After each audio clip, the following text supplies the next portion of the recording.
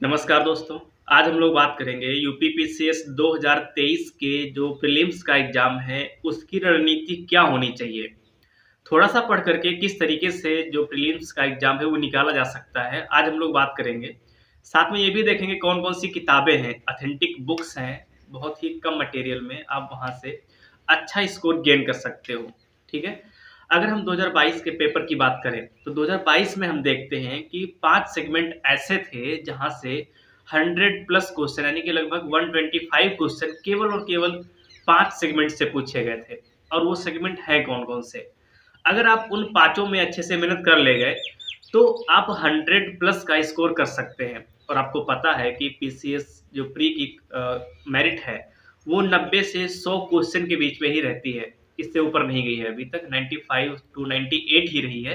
अगर आप 100 प्लस कर लेते हो, तो अपने आप को सिक्योर मानिए। अगर हम 2022 में देखें, तो सर्वाधिक जो क्वेश्चन हैं, वो करंट अफेयर के पूछे गए 39 क्वेश्चन, यानी कि नेशनल और इंटरनेशनल जो कुछ आपका करंट अफेयर है, वहाँ से 39 क्वेश्चन पूछे गए। ये कभी-कभी बदल भी सकता है, कभी 35 से, कभी 40 हो जाता है, कभी 30 रहता है, तो फिक्स नहीं रहता है ये। अगर दूसरा सेगमेंट बात करें हम, दूसरा आपका है हिस्ट्री। हिस्ट्री से आपके 32 क्वेश्चन पूछे गए, जिसमें आपका जो एक तरीके से मॉडर्न हिस्ट्री और मिडिवल एक और एशियन तीनों मिलाकर के, जिसमें सर्वाधिक क्वेश्चन आपके मॉडर्न हिस्ट्री से रहते हैं, जो आपका इंडियन नेशनल मूवमेंट है, वहाँ से रहते हैं। अगर तीसरा बात करें जो साइंस है, जनरल साइंस है, साइंस से आपके लगभग 26 क्वेश्चन पूछे गए। ये रेशियो कभी-कभी मैंने कहा कम ज़्यादा हो सकता है, कभी 30 भी हो सकता है और 2-4 क्वेश्चन इधर-उधर चलता रहता है ये। नेक्स्ट आता है आपका ज्योग्राफी का। ज्योग्राफी में 15 क्वेश्चन पूछे गए और आपका जो कॉन्स्टिट्यूशन पॉलिटी है, वहाँ से आपके 13 क्वेश्चन पूछे गए। तो इन हम पाँचों को जोड़ते हैं तो होते हैं आपके 125 क्वेश्चन और आपको लाने कितने हैं? 100 के आस-पास में लाने हैं, सही क्वेश्चन करने हैं, ठीक है? अगर इन पाँचों में आप अच्छे से मेहनत कर ले गए, तो आपका प्री जो है कोई नहीं रोक सकता, ठीक है? अगर अच्छे से कर ले गए तो प्री अपने आप निकल जाएगा, कोई टेंशन लेने की बात नहीं है, आप पेपर दे के आइए, तुरंत आप मेंस में लग जाइए। अब बात करते हैं कि हमको पढ़ना क्या है, कौन-सी किताबें हम प्रेफ़र करें कि थोड़ी-से मटेरियल में हमको ये सब कुछ मिल जाए। तो सबसे पहले हम बात करेंगे सबसे बड़ा सेगमेंट हमारा करंट अफ़ेयर। करंट अफ़ेयर ऐसा माना जाता है कि उत्तर प्रदेश पीसीएस में पता नहीं कहाँ से पूछ सकता है, कहीं से भी पूछ सकता है, कोई पता नहीं, कोई फ़िक्स बुक नहीं है इसके लिए। लेकिन फिर भी मैं प्रेफ़र करूँगा कि जो दृष्टि का यूपी पीसीएस का करंट अफ़ेयर मासिक रूप से एक पत्रिका आती है, अगर आप उसको अच्छे से पढ़ लिए, अगर रेगुलर बेसिस पे पढ़ते हैं, तो मुख्य रूप से कहीं न कहीं आपको फ़ायदा ज़रूर मिलेगा। और उसके बाद आपकी जो भी मर्ज़ी है, जो भी रिसोर्सेज़ हैं आपके पास में, जो समझ में आता है, वहाँ से आप कर सकते हैं। चाहे वो कि यूट्यूब चैनल भी हो या आपका गूगल से ही पढ़ते हों, किसी से कहीं से भी पढ़ सकते हैं। अब देखिए जो दृष्टि पीसीएस जो UP PCS current affair magazine है, इसके फ़ायदे क्या-क्या हैं? अगर आप उसको पढ़ते हैं तो कई सारे टॉपिक मेंस के ऐसे होते हैं जो उसमें एज इट इज़ दिए रहते हैं और जो पिछले क्वेश्चन पेपर हैं मेंस के, उसकी भी आंसर राइटिंग अच्छे से उसमें दी होती है। डिटेल में वहाँ से आपको मिल जाएगा। तो अगर आप उसको भी पढ़ लेंगे, क्योंकि आप उसको इकट्ठा करते जाइए प्री के बाद में, जब आप मेंस प्रैक्टिस करने बैठते हैं राइटिंग की, तो उसकी हेल्प ले सकते हैं। कई सारे टॉपिक हमको मिल जाएँगे, वहाँ पे माइंड मैप होता है, प्रीवियस ईयर क्वेश्चन होते हैं, टॉपर्स के इंटरव्यू होते हैं, बहुत सारी चीज़ें वहाँ पे मिल जाएँगी आपको। तो मैं रिकमेंड करूँगा आपको यूपी पीसीएस दृष्टि करंट अफेयर, ठीक है? नेक्स्ट बात करते हैं हम लोग हिस्ट्री का। हिस्ट्री से जहाँ से आपके 32 क्वेश्चन आए थे, तो हिस्ट्री के लिए बात करें अगर, तो हिस्ट्री में सबसे जो बेस्ट बुक है जहाँ से आपको 90% क्वेश्चन मिलने के चांस हैं, वो है आपका घटना चक्र। इतिहास का घटना चक्र आप ले आइए, काफ़ी लगभग इतनी मोटी बुक आपको मिल जाएगी 500-600 पेज की। अच्छे से पढ़ ली अगर आपने अच्छे से पढ़ लिया उसको, तो एक भी क्वेश्चन वहाँ से बाहर नहीं जाएगा। हाँ, वो अलग बात है, आयोग ऊट-पटांग क्वेश्चन पूछ देगा, तो मिलने के चांस शायद ही वो स्टैंडर्ड बुक में ही मिले आपको। लेकिन ऐसा तो है नहीं कि शत प्रतिशत किसी भी बुक से मिल जाए।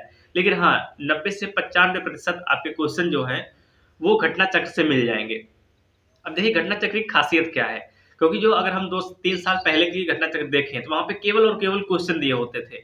लेकिन अगर आप अभी 2019-20 के बाद से आप खरीदोगे घटना चक्र, तो उसमें क्या है, पहले तो आपका टॉपिक दे दिया होगा, उसको आप पढ़िए।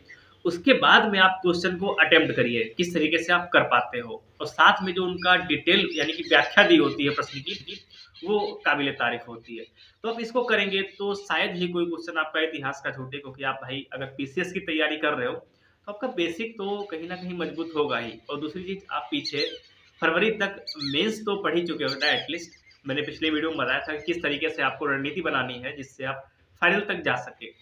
तो इतिहास का हो गया हमारा। करंट अफेयर का क्या हुआ, यूपीपीसीएस जो मंथली मैगजीन आती है, और साथ में मैंने हिस्ट्री के लिए क्या बताया, हिस्ट्री के लिए जो इतिहास का घटना चक्र आता है उसको आपको अच्छे से पढ़ना है। तीसरा सेगमेंट हमारा आता है साइंस का। देखिए साइंस इतने हाई लेवल की नहीं पूछता है, जनरल साइंस पूछता है, जो डेली यूज में हमारे विज्ञान होता है वही पूछ लेता है, ठीक है। तो उसके लिए भी क्या करिए, आप घटना चक्र लीजिए, पतली बुक है, आराम से वो 15 से 20 दिन में खत्म हो सकती है। और उसको अच्छे से उसकी जो व्याख्या है, पहले जो नोट्स फॉर्मेट में वो अपनी एक तरीके से नोट्स देते हैं उसको पढ़ लीजिए, क्वेश्चन अटेम्प्ट करिए, क्वेश्चन जो नहीं आ रहा है उसका सॉल्यूशन देखिए, यानी कि व्याख्या पढ़िए, आराम से बहुत ही फायदा मिलेगा। मैंने भी किया है इसको, लगभग 80 से 90% क्वेश्चन आपको घटना चक्र से मिल जाएगा। अब बात आती है ज्योग्राफी की, जहां से आपके 15 क्वेश्चन आए। देखिए ज्योग्राफी में आपको बेसिक बनाना बहुत जरूरी है। कई सारी डिफिनीशन पूछ लेता है, जैसे ज्वालामुखी पूछ लिया कि भाई किस तरीके से ज्वालामुखी बनते हैं, क्यों फटते हैं, ये वो आपको थोड़ा सा डिटेल में पढ़ना पड़ेगा। उसके लिए क्या करिए आप, महेश कुमार वर्णमाल की एक बुक आती है उसको आप पढ़िए, बहुत ही अच्छी बुक है। उसमें छोटी सी बुक है, एक तरीके से जिस्ट है, आप समझ लिए एनसीईआरटी का पूरा एनसीईआरटी बेस्ड है। अगर एक बार उसको आप पूरा पढ़ लेंगे तो एक पकड़ आपकी बन जाएगी ज्योग्राफी पे। उसके बाद में जब आप महेश कुमार वर्णमाल को पढ़ लिए हैं, उसके बाद में क्या करिए आप घटना चक्र ज्योग्राफी का भी लगाइए। घटना चक्र लगाने से फ़ायदा क्या है? एक तो आपका रिवीजन होगा, क्योंकि उसमें जो उनका नोट्स दिया होता है वो रिवीजन के तौर पे दिया होता है, पूरा का पूरा एक पॉइंट बना के दे देते हैं। उसके बाद में वो लोग क्वेश्चन फ्रेम करते हैं, और क्वेश्चन वो होते हैं जो पिछले किसी आयोग की परीक्षा में या फिर आपके यूपीपीसीएस में पूछे। तो महेश कुमार वर्णमाल पढ़ने के बाद में आप घटना चक्र करिए, और घटना चक्र के जो प्रश्न हैं उनको अटेम्प्ट करिए। उनकी जो प्रश्न नहीं आ रहा है उनकी व्याख्या देखिए, तो 100% आपको जो प्रश्न है वो आपको यहाँ से कवर हो जाएंगे ज्योग्राफी के। अब लास्ट बट नॉट लीस्ट, अब आता है आपका पॉलिटी, संविधान। आप सबको पता है संविधान के लिए एम लक्ष्मीकांत से बेस्ट बुक अभी तक कोई नहीं लिखी गई है। अगर आप उसको पढ़ लेते हैं तो कोई भी प्रश्न आपका वहां से नहीं निकलेगा, ठीक है। रीजन क्या है, आयोग हो चाहे वो यूपीएससी हो, यूपीपीसीएस हो, या किसी भी स्टेट का आयोग हो, जितने भी क्वेश्चन फ्रेम होते हैं वो सभी आपके एम लक्ष्मीकांत से ही फ्रेम किए जाते हैं। तो उसको पढ़ लेते हैं तो सबसे बेस्ट है। लेकिन अगर आप उसको पढ़ लेते हैं तो सबसे बेस्ट है, इसके अलावा कोई भी बुक आपकी पॉलिटी के लिए पढ़ने की जरूरत है ही नहीं।